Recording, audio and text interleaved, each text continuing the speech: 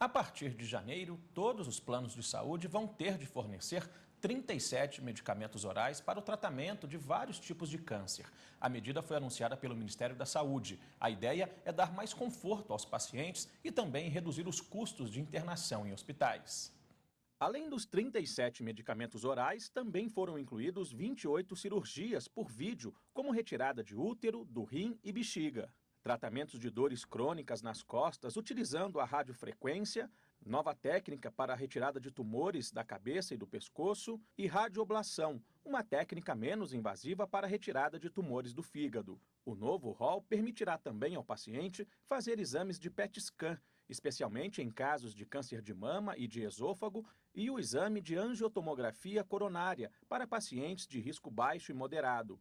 A medida deve beneficiar 42 milhões e meio de clientes de planos individuais e coletivos e vale para todos os 1.090 planos médico-hospitalares. A forma como vai ser feita a distribuição dos remédios vai depender da operadora, que poderá entregá-los diretamente na casa do paciente, distribuí-los em algum centro ou por meio de reembolso.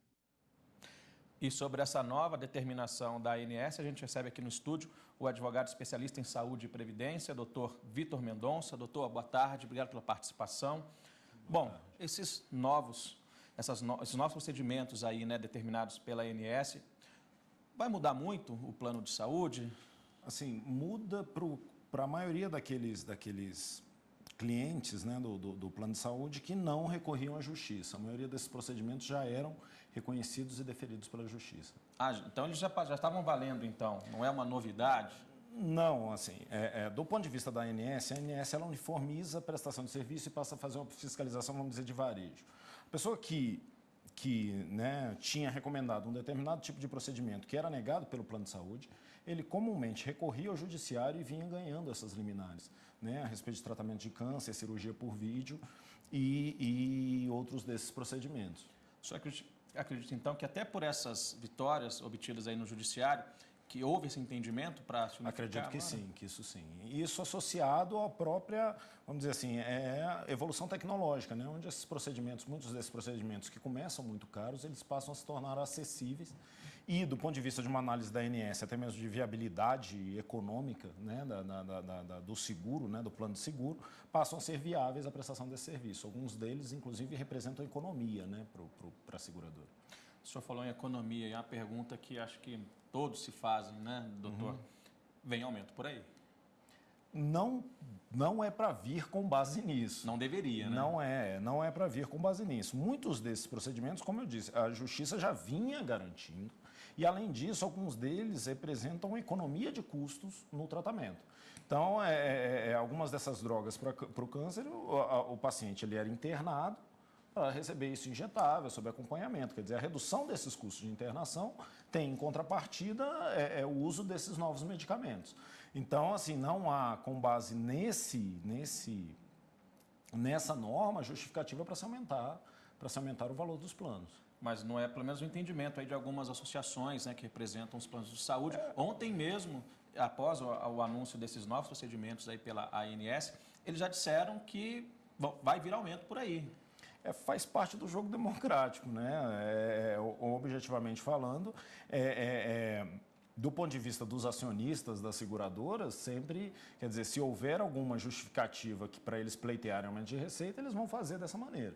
Agora, daí a dizer que isso objetivamente implica numa maior oneração da operação de seguro de saúde é outro departamento. Né? Essa análise tem que ser bem mais detida e, a priori, não se pode dizer que isso por si se justifique esse aumento. Quer dizer, então, que a princípio os planos de saúde não vão ter um prejuízo com essas novas determinações da ANS? A princípio, não. A princípio, não. Quer dizer, eles objetivamente têm que provar para a própria ANS que isso justificaria um aumento, que isso trouxe um impacto de custos, né, que mudou o equilíbrio econômico da operação. Né? Sem a prova disso, não há por que se justificar só pela extensão desses procedimentos que se aumente o plano de saúde.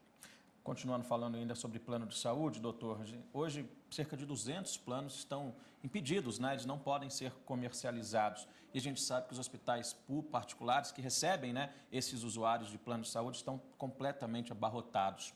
O senhor me explicava aqui fora do estúdio que há uma diferença, né? A saúde particular, ela é diferente, por exemplo, da educação, que há uma regulação, né?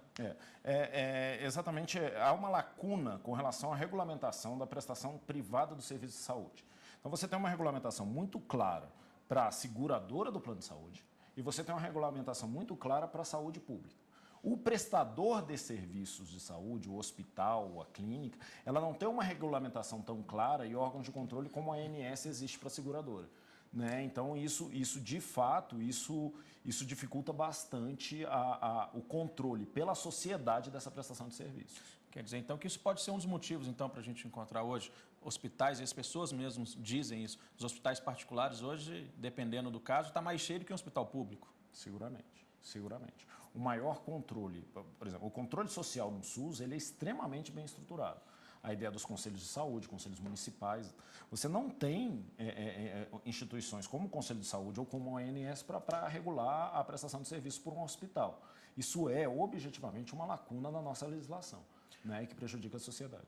Quando a ANS vai suspender a venda de um plano, o que ela leva em consideração? A reclamação dos usuários? Também. Esse é um dos elementos. Outro elemento, é importante colocar isso, o cliente, o consumidor, ele paga o plano de saúde na expectativa de que, eventualmente, ele adoecendo, ele vai ter, né, aquela garantia de que ele vai ser tratado. Se, né, o órgão de controle verifica que a operadora recebe esse prêmio pelo seguro, mas que, eventualmente, não vai ter condição de dar a contrapartida para o cidadão quando ele precisar, é obrigação dela, objetivamente, interromper a autorização para que ele preste serviço ou continue vendendo. E várias ações tramitam no judiciário com relação a isso, né? Essa prestação de serviço não tão eficaz ou como o usuário pretende, né? Imagina ter, né, doutor? Não, isso é legítimo da sociedade, né? Quer dizer, é importante colocar isso. A saúde é um dos bens mais essenciais, né, e aqueles que mais causam a comoção do cidadão. Quer dizer, quando ele está mais vulnerável, é quando ele acaba passando por esse tipo de constrangimento. E é natural que isso gere uma situação de insatisfação e que leve à busca daquilo que é legítimo, que são os seus direitos. Tá certo. Doutor Vitor, obrigado pela sua participação aqui com a gente. Obrigado. Seja sempre Tá bem-vindo. Boa tarde. Boa tarde. Só um minuto. O Ministério Público